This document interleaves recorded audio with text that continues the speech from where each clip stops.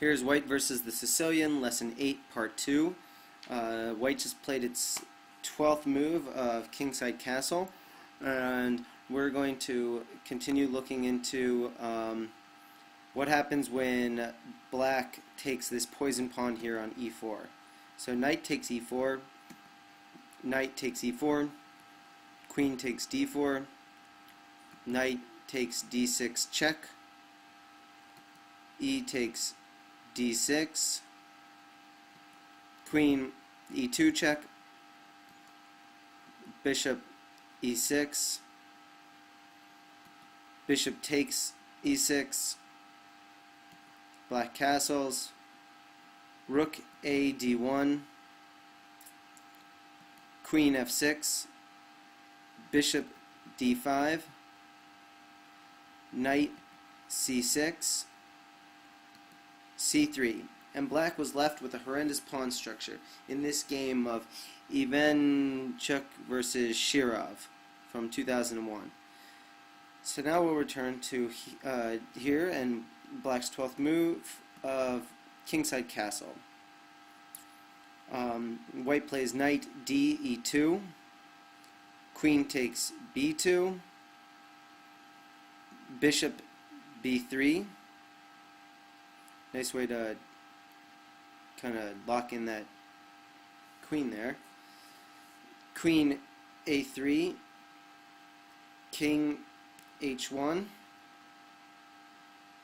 Queen a5, f4. Now there's no immediate mate, but Black will be subject to relentless pressure on the king side. Even worse, he has no counterplay, so can only watch as his opponent feeds pieces into the attack. G takes f4, Bishop takes f4, Queen h5. The Black queen tries to beef up the defense, but she herself becomes a target. Queen d2, Knight c6, Knight g3, Queen g6, Rook a e1. The fact that White has managed to get both rooks engaged in the attack is a sure sign that the pawn offer was sound. Black now makes a fruitless counterattack that leads to a quick finish.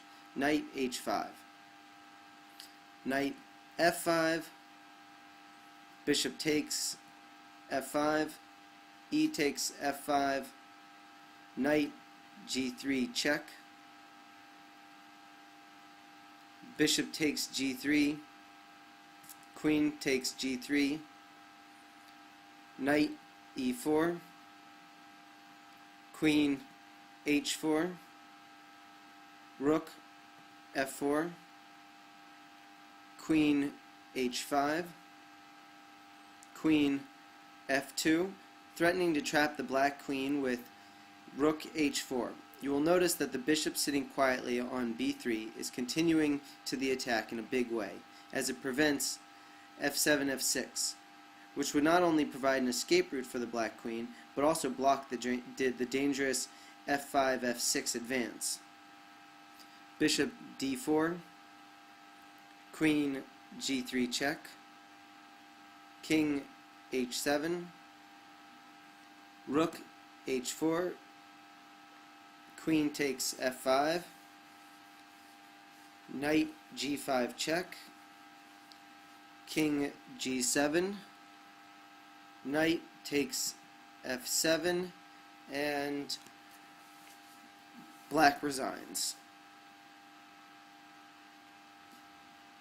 So let's open up Fritz here and see what's a continuation. So the first thing that Fritz says is Queen g6.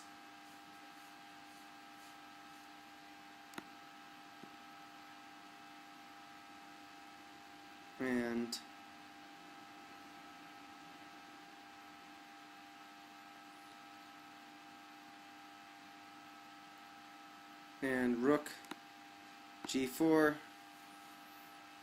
and that's good enough for me. Black lost.